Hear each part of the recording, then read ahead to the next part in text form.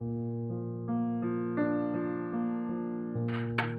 from a Talmudic tract that was written 2,000 years ago on actually economy. It was about the economy, which is very appropriate at this time. How does the economy actually work? So the rabbis, all the rabbis in Jerusalem, they went to see the king. And the name of the king at that time was David. His name is King David, who wrote the Psalms. How do you say the Psalms, right? In the Christian religion, they call it Psalms also, Honeybear? Psalms, yeah. He wrote over 100 Psalms that actually are very popular. And I see them on postcards and greeting cards, you know. But this is the king. So they went to him and said, we're having a problem with the economy. So King David answered them and said, you should sustain each other. And if you don't sustain each other, then you're going to have to go to war. Why go to war? Because in order to get more minerals and different things outside of the country. So the rabbis answered the king and said, it's not that we don't have economy. It's that the amount of money that's coming in, the amount of, and they answered, can a grasshopper feed a lion? Can you say if you have feed a lion? That's how the rabbis answered. That was one of the answers to when King David said sustain each other. The second answer that they gave, response, was if you take sand out of the earth, you dig a hole. Go in front of your house, Jeffrey. You take a shovel and you just dig the sand right in front of your house. And then try it. And then you put the sand back inside of the hole. It never fills the hole completely. That's how they answered it. Now, A, those two answers that they gave, do they have a relationship to each other? And what exactly did it mean? Now, the king answered them back and said, I see that there is economy, meaning what? Is that he's looking and he sees that the trade route, the goods and the services are coming into the country, but someone is sifting, I think that's the right word, or pilfering some of the goods, meaning that it looks like there's enough. But by the time it gets to you, it's not there, which is a very common thing in the world, is that you get something shipped to you and you don't always get everything. You know, whether it's the post office, whether it's the shipping, whether it's something, is that there is thievery. So he says some of this stuff is not getting here. So the question, what I'm asking to start this off, is why exactly did they go to the king? In other words, yes, that's how they went, but what's the job of the king? So, A, from the answers that they gave, can a lion be sustained by grasshoppers, and can the sand that you take out, when it goes back, it never fills the thing. It sounds, after, by the way, I'm learning this particular piece for 10 years. It's not so simple. What does it mean? So it means that we're getting something, but we can't feed all the poor people, meaning that there's hungry people out there. Maybe the rich, the percentage of the wealthy, they're being fed, and the middle class, but what about the percentage? And look at your own economy in America. If you look along the graph, the amount of poor people in relationship to middle class, in relationship to the upper class, it's disproportionate. Was it 1% or less than 100% of the wealth in the country is distributed to a small percentage of people? But the majority of the people, it's not. I don't even think it's middle class anymore. So the amount of people that the economy needs to sustain, right? They're very hungry. So you can't feed them grasshoppers anymore. They're going to revolt. There'll be war. There'll be discontent. And And what does it mean about the sand, the idea? Now, that's even more difficult to understand, but it seems as though, from my understanding, is that they're producing the same products. In other words, they're doing the same thing. There's no innovation. There's no new Apple. Meaning, if you sell the same iPhone for 25 years, people are eventually going to switch over to a different phone. So therefore, you're going to lose customers because someone else is going to catch up. So the saying to the king, and this is what I really believe is true, is that the king's job is innovation. In other words, the main aspect of an economy, and the highest paid people in the world are innovators. They're engineers who innovate. In other words, out of all the people in the world, the wealthiest people in the world happen to be engineers. It's not businessmen. It's the engineer who invents something very interesting. I happen to meet and know personally the individual who lives in Florida who invented the Mario game. He sold it to Bill Gates with Microsoft for $200 million. So one sale, Mario game. He does other things. He lives in Golden Beach. So someone who innovates and creates. So the king of the human being, right, is this innovator. And in fact, if you look at the first word inside of the Bible, inside of the Torah, the first word of the Torah, the first three letters of the Torah, and the second word of the Torah, meaning it's duplicated. In other words, the first, hey Larry, how are you, brother? The first three, letters, you have to listen very carefully because you're coming in a moment. The first three letters of the Torah and the second word of the Torah is exactly the same. And when you put two words together, it becomes emphatic. It creates a wave of energy. And the word happens to be together, creative or creativity. In other words, when you're creative, you produce creativity and you produce a momentum of energy that gravitates a response from the universe. And it happens to be the same word for health. In other words, a healthy person is a creative person. So we spoke about this a little before, but now we're talking about it specifically about economy. So the healthiest part of an economy is its innovation.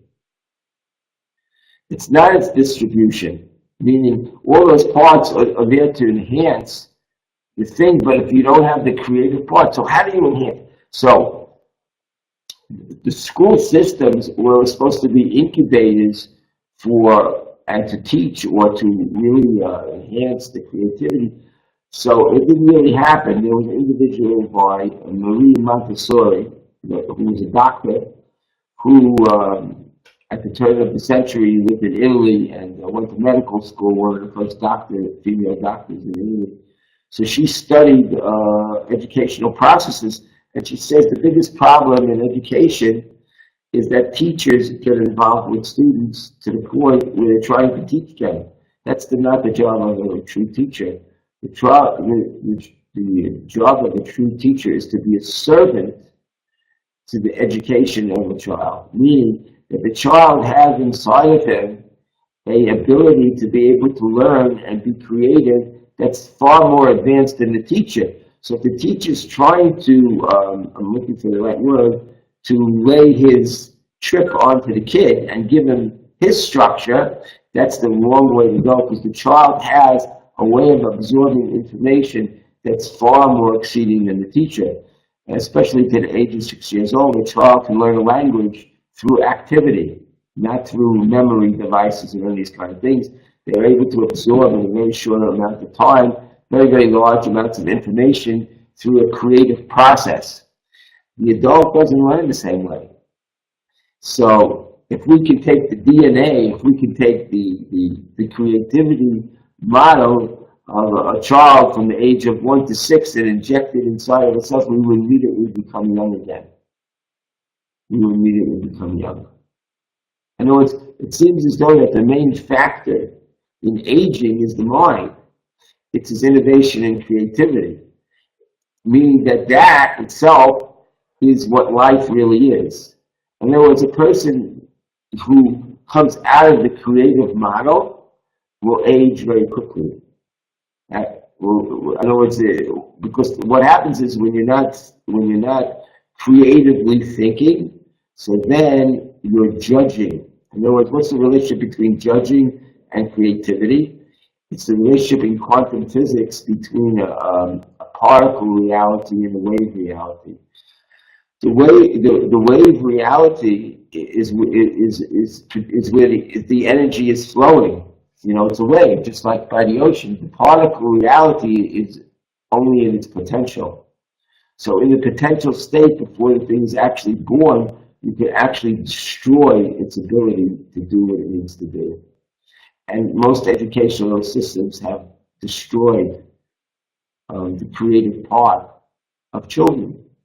And she saw it in advance. So most of us who have gone through the process of education, it really was not an incubator where the child was so desired to want to go to school to be in the thing. But that's what education is supposed to be. As a model of life. And even Bill Gates, in his divine wisdom, he tried to change the system in Seattle and to make like on-the-job training and put life experiences directly into the school system at a very young age in order to prepare them. And that's exactly what the Montessori what she tried to implement into the system. Of course, it died off, and then again now there's some resurgence in it throughout the world. But again, we as adults have to learn from the model of the thinking, if you call it brain, or the thinking way of the Torah, how it thinks. Meaning, whoever wrote the Torah, meaning whoever created the system within the thinking model of the creativity inside of the model, that's what I'm trying to really convey. I'm trying to teach the algorithm, so to speak, of how the divine being, which is really us, of the inner core of our creativity, and to re-educate ourselves and to actually de-age. So if I would ask you, a question, Larry and Jeffrey, and where is the highest age per capita in the world? What city in the world has the highest age per capita, meaning people living the longest per capita? So you'll say India, this area that people live 120 and hundreds here and there, whatnot. But the truth is, it's not. The answer is the research is that there's one city in Israel where people are highly functioning with their brains, with creativity into their 90s. But a huge amount of people, meaning, and it's called the city of Torah. It's a city near Tel Aviv. It's not a huge city. It probably has a population of maybe 50,000 people. But in that city, older people are being creative. In other words, the creative model of the educational system of a 6-year-old continues into later life, where older people are learning with younger people. In other words, the age distinction doesn't mean anything. You know what you're saying? So I heard a story one time. If I told you the story, so then it's worth hearing it again. On an airplane, so the grandfather is flying first class. And he's sitting next to a billionaire on the airplane in first class, and every 5 minutes, another one of his grandchildren or his children are coming to greet him and ask him if he needs anything with a lot of respect, meaning that they're, bowing down to him. And the old man is 90 years old. So the billionaire says to the old man, "I don't understand. I'm not even your age. I'm 60 years old. And I don't get nearly the respect that you get. Meaning my children, the way they talk to me, and I'm a billionaire. Why should, So the old man said to him the following, is that in the world that you live in, as a very wealthy man, the environment around you, your children, the environment, they look at people aging as becoming less useful. So therefore, the resources that you have, they know that those resources are going to go to them. So therefore, the fact that you're going to pass away only makes them more whatever. So they're looking at your resources and they're looking at you as being useless because they want what you have. And that's the general, even good people and good families, the thought of the idea of having the resources of the father or of the grandfather, those kind of thoughts come into people's minds. So therefore you're not able to work as hard, you're not able to produce as much, so to speak, in general. Diseases happen, da da da. So they're looking at you that way. But me, because my relationship is Torah, my relationship is, basically just getting closer to God, they're seeing me that I'm becoming more useful to them because I'm closer, so to speak, to what they are going to become. So that their perspective on the reality of the situation causes them, in order to get what I have, they have to show more respect. So why am I saying this in relationship to how I started the class, which is about economy? Is that if the most important thing, right, from this idea from 2,000 years ago is innovation, so then, and youth and all the good things in life come from innovation, so therefore the rest of the parts of the body, the rest of the parts of your life, they're there in order to support that part which we're going to call the king. So what's the king of the person? What's the king of the Torah? What's the king of life? It's innovation. It's the process of creativity. Not necessarily creation, Larry, because to a child, a finished product is not the most important thing. The most important thing to a child is creativity. And you can test it and see it for yourself, is that even if you destroy the creation of the child, for a few minutes he's upset, but already he's on to his next process. And no matter where he is, it doesn't matter. And I watch my children, they're happy with a few Legos, they'll go right into the process of making Lego, whether they're in the airport, in other words, whether it's hot out, whether it's cold, it doesn't really matter, is that they're going to mobilize all their being in order to get into the creative process. So it seems as though that life, no matter where we are, no matter what age we are, we have to realize that that's the king, and we have to respect the king no matter what. In other words, whether it's getting up in the morning earlier to help us prepare ourselves for that, to give us affirmations of who's the king, and how do you wind up, because that's what's going to keep you young, and that's what your eternity is, by the way. What's your eternity? Of course, the love of people, the love of having relationships and all those things, but the mind, what do you want to do? You want to share your creation, Jeffrey, right? You do your piece of art, and you want to share it. In other words, it's not enough for you to create your masterpiece. By the way, both of you are photographers, Larry.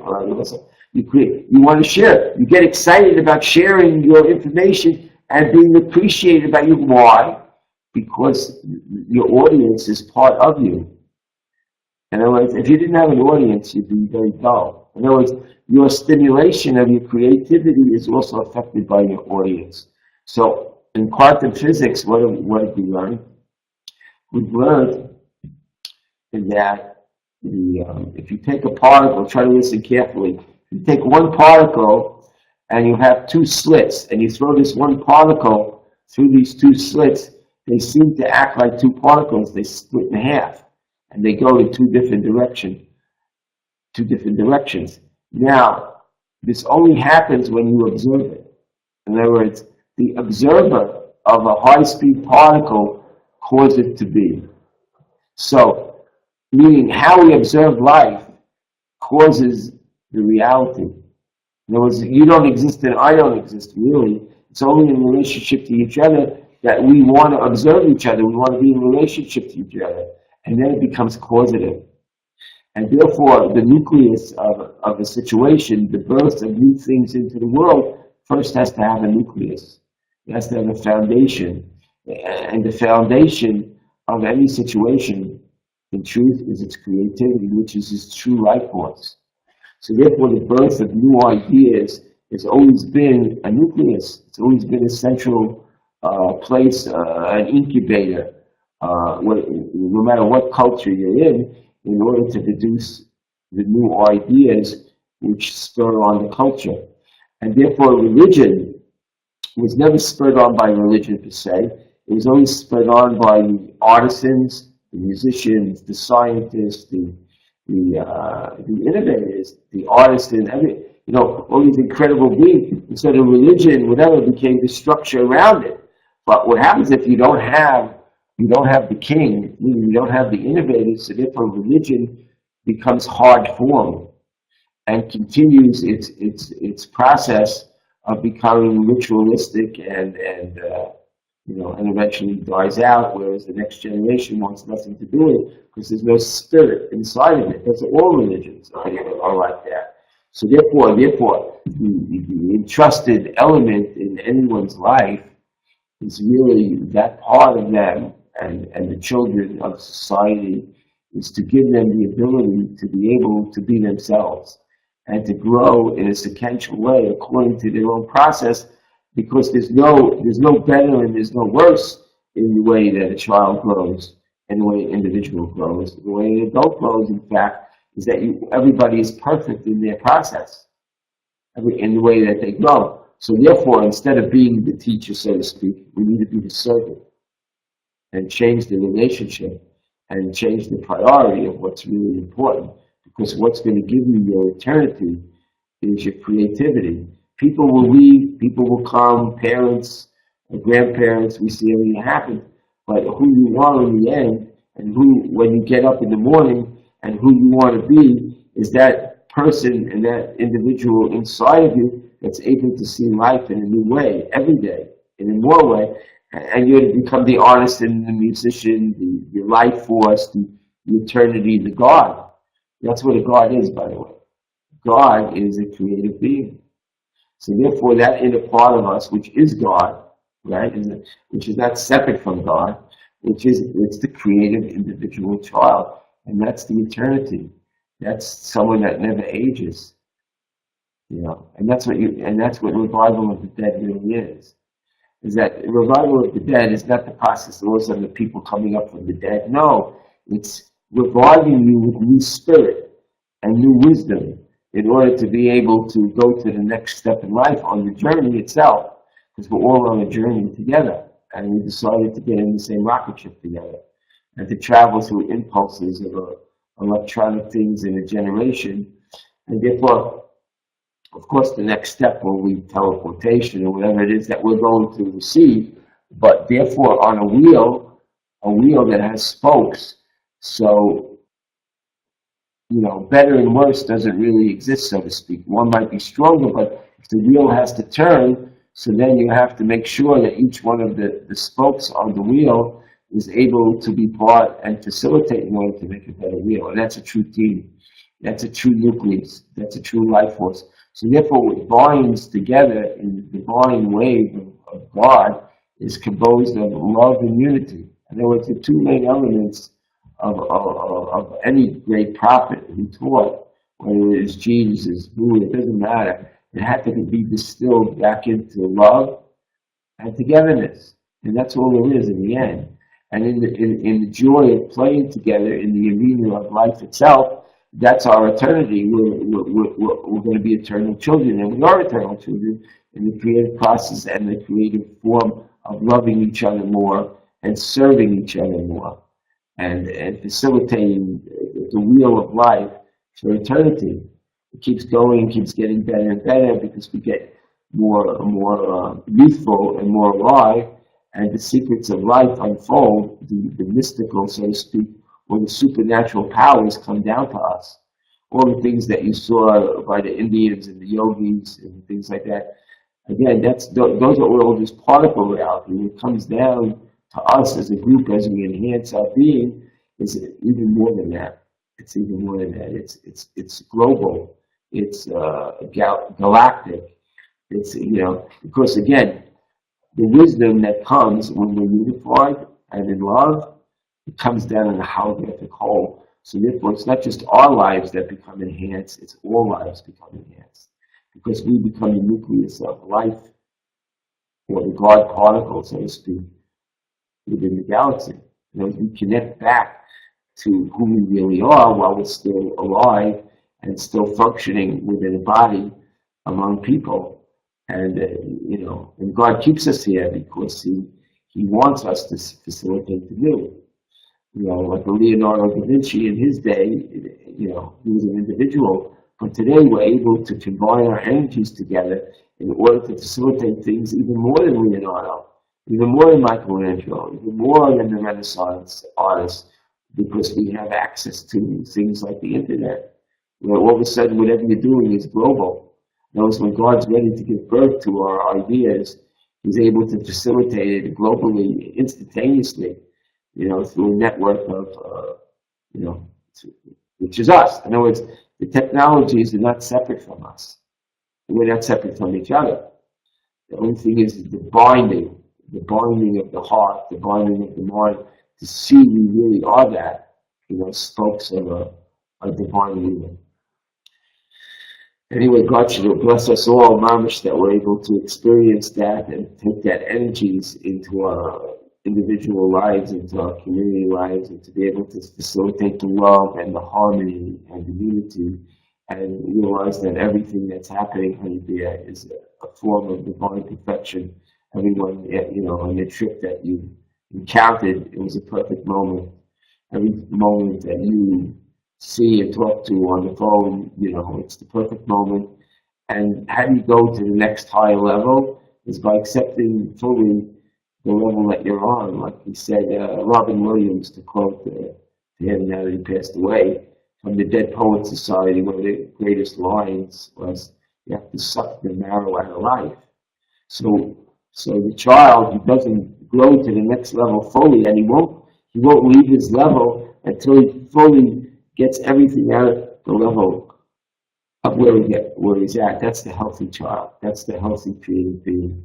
He has to move on to other things temporarily, but it's all part of the same focus to be in that mode, the sequential perfection and of divinity itself, enhanced by patience and faith and all the characteristics that a human being has to have. But his main impetus is to support his king, which is his creative, innovative self.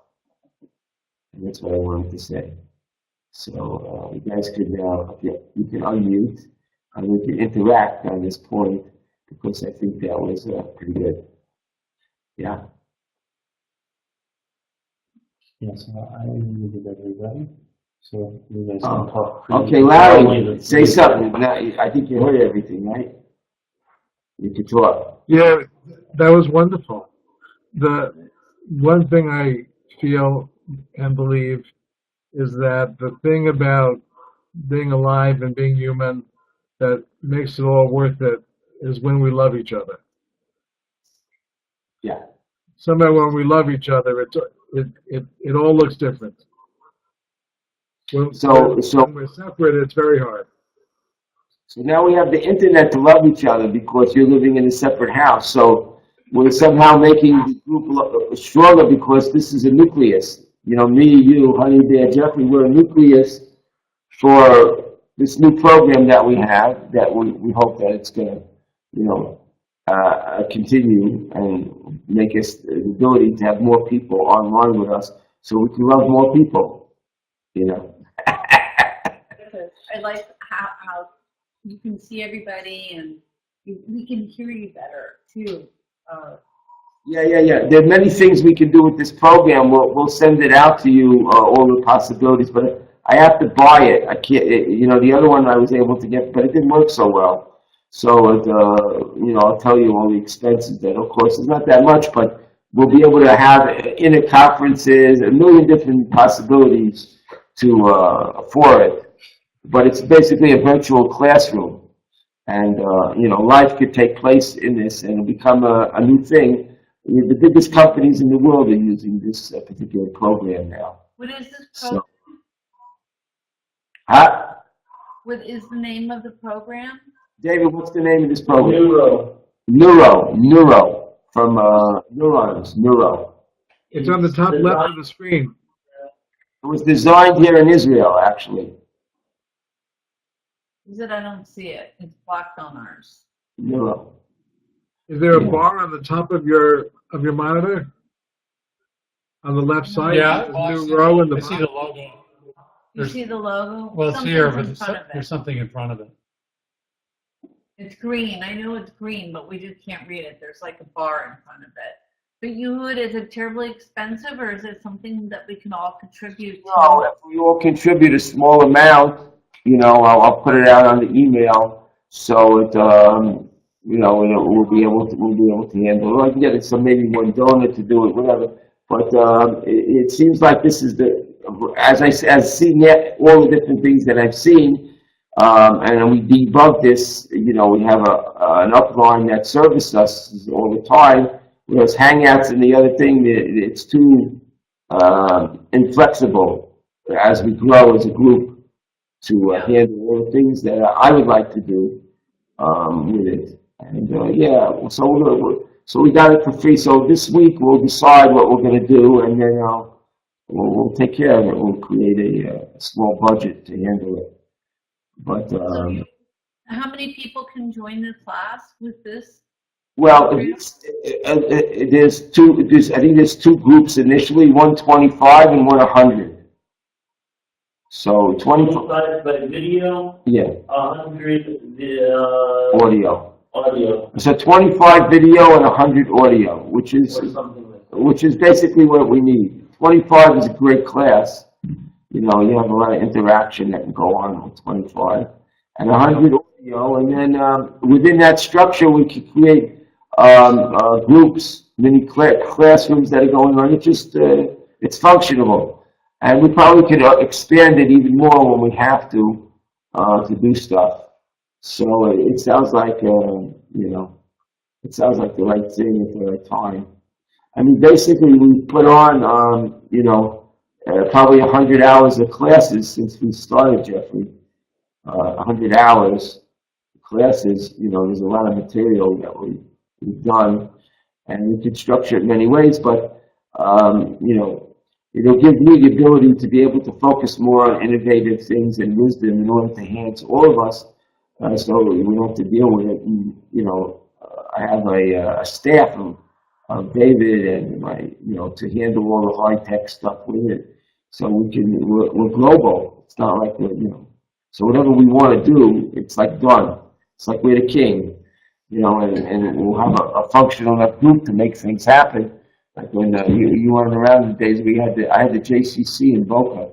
I had all the buildings to use there, and I had a huge staff of people that participated. So if we needed to get something done, all of a sudden we had a program, and we brought people in from America, from Israel, here, this and that. So we have more people to love. It's like Larry says, we have a constant Woodstock going on. It's what we need because it's what makes us younger, is to interact with more electrons. So And be creative, and be creative. And be creative. yeah, that's it. We need that. Innovation to fuel the economy, right? Yeah, no, and the economy will flow. Everything will flow from that because of innovation. Because we are a product for the world. Wisdom is a product. It's just a generation now on how to market who we are as beings. With all our experiences in life, to have more fun and more aliveness. You don't want to be isolated and be alone and die off. It's people die because they're alone. They're alone in their own mind, and we didn't come here to be alone. We wanted to be alone. Right. We're here to be one. Yeah, but the pool of youth, the fountain of youth, is to be together and to be creative and to love each other, just like Larry said. And we need an environment that we can do that, eternally. And I think that this little program that we have can help facilitate the beginning of something like that. At least for me, it'll be a tool to be able to breed an incubator of pure creativity from the mind of God through the Torah. I'll be able to bring things to the world that people have never seen before. Beautiful. Yeah. I Useful love for that. Great. That's really great. Yeah, Thank you, so, Yehuda. You're so good. You're so good to us. We love you. We're so so good to us. one of the discoveries that I have is I actually found the algorithm, how the generator of the Torah, the math on how it works with Einstein, all these things. I can, show it that this is inside the Torah. And everything that you could possibly think about is there. I actually have found out how to, I found these things. And now with the technologies, I can display them and show you what's actually inside of there, which is just this amazing world that, nobody's seen. It's like I'm sort of a pioneer and what do you call it? When someone goes out, a scout. I'm your scout to find new things in that universe. Yeah, you were saying something there? Well, I was just going to ask you, so when you have like the algorithm of the Torah, is that something Yeah. that you would discuss with the other rabbis over there, or is that something that you're just keeping low key right now? Well, the thing is that unfortunately most people are stuck in their own head. So to get them out to actually hear it. So if you looked at the video of the head rabbi of Israel actually speaking about what I actually found at the University of Tel Aviv, so he said that's what I found, and that we should all support what I actually found. And people were trying to do this for a very long time, but no one was successful. And the physicist, he also says that what I found, he came over to my side, he's top physicist in Israel. So I was able to show him and bind the world of science and bind the world of the Torah together to show where they merge, and it's producing, the project that we dreamed about in your house. Yeah. We Okay. dreamed it into the world. It's in the world. We're just now funding it to get to the next stage to make the prototype for it, which hopefully very shortly we'll have. But that's what it is. And when we're able to make this, we're actually fusing the universe back together, because in physics, the whole is inside of the part. So fusion hasn't worked in the world because it wasn't ready for it. But actually, the universe was separated, and the energy that comes from fusion is the universe back together. Tesla was trying to do something like this also, but we didn't have all of the parts at the time. But we found the formulas again, inside, and now the physicists showed up to be able to facilitate on the actual putting together of a device that can do that, and together with the principles that we found, and that's Hashem, that's what we're doing. Through you, honey bear, you were the catalyst, you were the mother. And Larry helped us so much. Yeah, you mothered it. You believed it, you dreamed it, you felt it. So We'll get there. that's We're getting there. Yehuda, don't you feel that we're getting closer with it? It's just, like you said, the information is coming down piece by piece. It's particles. Yeah. It's like a puzzle. All the pieces of the particle are starting to Yeah. slowly come together. It really is so. It really is so. For example, So we have, let me give you a little bit of taste of the algorithm. You ready? So Ready. the principles of the physical world that we live in. All right? The world lives in 1 and 0. A computer is based on yes and no. Right? The tree of good and evil is yes and no. The Torah is not yes and no. It's based on three points. The first point is, and when God created the Hebrew alphabet, He created inside embedded a code of the structure of the universe from initially a 3-place system, which is 1, 1, 1. In other words, instead of counting 1 and 1, so the first letter of the Hebrew alphabet, which everybody calls Aleph, is actually, when you spell it out, it spells out 3 places, 1, 1, 1. And there's no alphabet, there's nothing like that does that. The second algorithm is a blessing. When you bless somebody, its algorithm is 222. That's its numerical formula. It's 222 and creates a triangle. The third thing is the beginning of our energy project, is the first physicality of the world is snow, which is 333, and so forth and so forth. The generator, with 4, 4, 4, 5, 5, 5, I found all those principles, but the generator is the first word of the Torah. The first word of the Torah, listen what it is 200, 300, 400. That's how it functions. And its algorithm is, these are the letters, is 2 to 1 to 10. Now 10, which is the letter Yud, which represents the speed of light, right? So here's the formula from that. Is that how do you go from 200 to 300 to 400? So you have a relationship between 10, 1, and 2. Meaning what? Is that 10 squared, or C squared, representing light, light squared, right, continues by adding an arithmetic progression from 2 plus 1. Meaning, how do I go from 200 to 300? Is I square light, and then I keep continuing. That's the generator. That's what Einstein, he got his principles are written inside of the Torah. E equals mc squared. So the word itself, the first word of the Torah, is the generator for the physicality of the world behind it. In other words, we generate physicality. In other words, it's not that there's physicality in the world. There's really nothing. It's that when you process yourself, in other words, when you put yourself into the arena, so all of a sudden you have all these facilitators as a God self to cause the thing to be into the physical world. In other words, the physical world is only a function of an algorithm.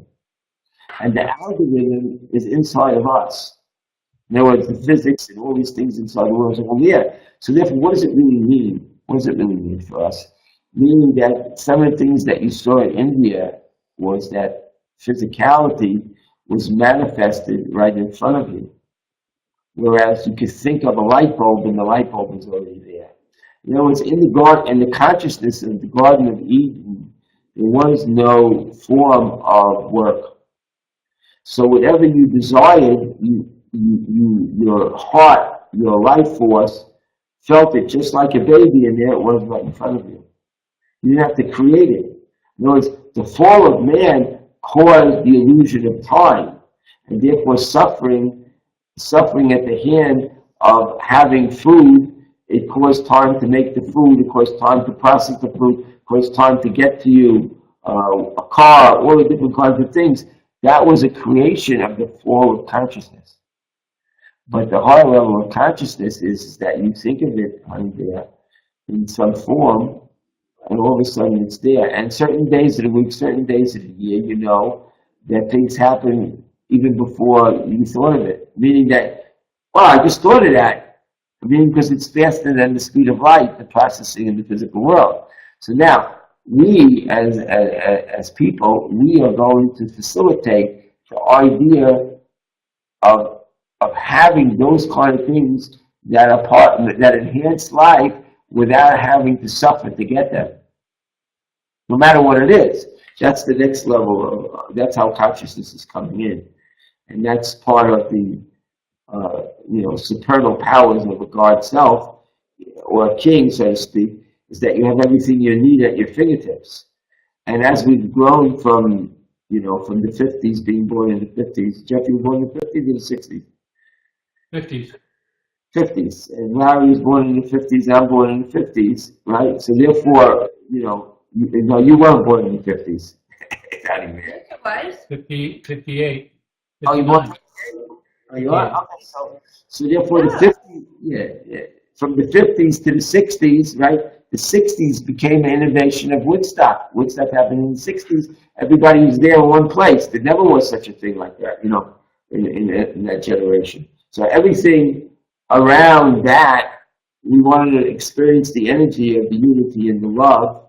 Right? It was a love fest where the structure supported us to be in the field for 3-4 days, whatever it was. I was there for a week, but it supported that. So therefore, with wisdom of the idea that we can have everything we need, whether it's wealth, whether it's this, whether it's that, from our God self, from our innovative self, that's become available from the 50s to now. Those processing years to get us to the level where we have computers. You know, we have washing machines. We have people who service all the different, our cars, you know, the banks. Everything is servicing us in order that we can regard self-actualized to the point where we can be in that creative, you know, that creative mode all the time, and in that love mode all the time, and to be able to be, I guess, the teachers of you know, of the next level, you know, of the next level, which is now here, which is now here. The fact that we're on the internet talking to each other now on this new program means that the next level is that we are the nucleus of the birth of the next level of consciousness, which is eternity, which is you know, which is getting rid of the illusion and to live in the true love and the true unity of our true selves.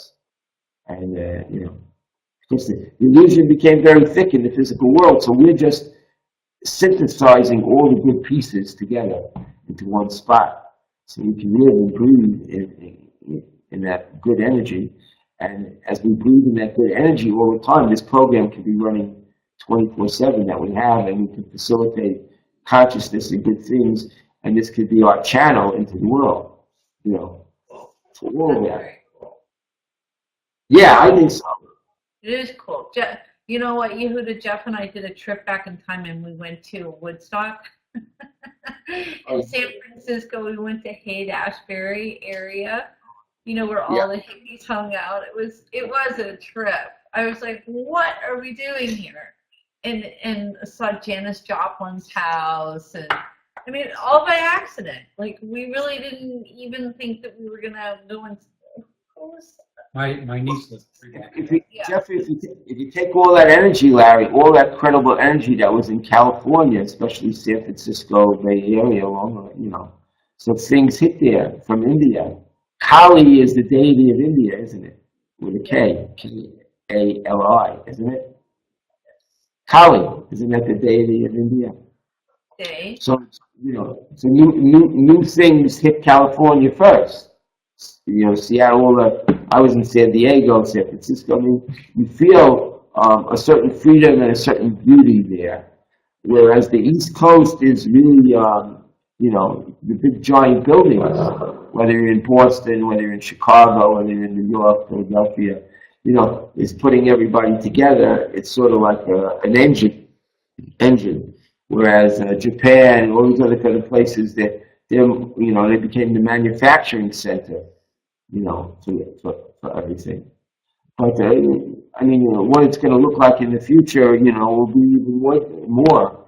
Is I imagine even food will go away, even water. You know, we won't be living we'll be living in a higher state, you know, of being, which is part of our natural state anyway. It's just the illusion will dissipate, you know, quickly. Well, it's very similar to the guy in the Matrix, where he says, "Put me back inside of the Matrix, and I know the steak is not real, but it sure tastes good." You know, all these movies that facilitated, you know, you know, it's not. I know, you know, quantum physics, all different kind of things, but we want to be able to drink the wine. We want to be able to taste the good food. We want to be able to have the most beautiful housing. You know, we want to have all the good, wonderful things of the physical world. At the same time, we want to be able to have the consciousness of no suffering and all that stuff. But you are all leaders in the movement of bringing this new light into the world. You know, because it's, you know, no, because if you look into the world, you look into the Indian gurus, and you look into Deepak Chopra and all these masters, Tony Robbins. They're all particle realities. They're all little pieces. Nobody's put the whole thing together. You know, nobody's really done that. You know, it's all. So you're gonna lead us on this, right? You know what I mean? This is all from Hashem. Yeah, that's what I try to say. There's the wheel. The leader is the innovator. It's all of us together. That's what we've been trying to do. Is each of us together is a spoke in the wheel, and the wheel will rotate, and you know, but we've become a nucleus. You know, Me and Larry were together for many years, drinking coffee and just being, you know what I mean? And we've come in contact and done a lot of wonderful things together, and you also, but now God has made us into leaders, you know, and that's how we stay alive, you know, in our toy box, is that we'll have more toys to play with and more friends instead of being alone, you know. You know, so you could be in St. Petersburg, but now you could be connected to the whole world at one time.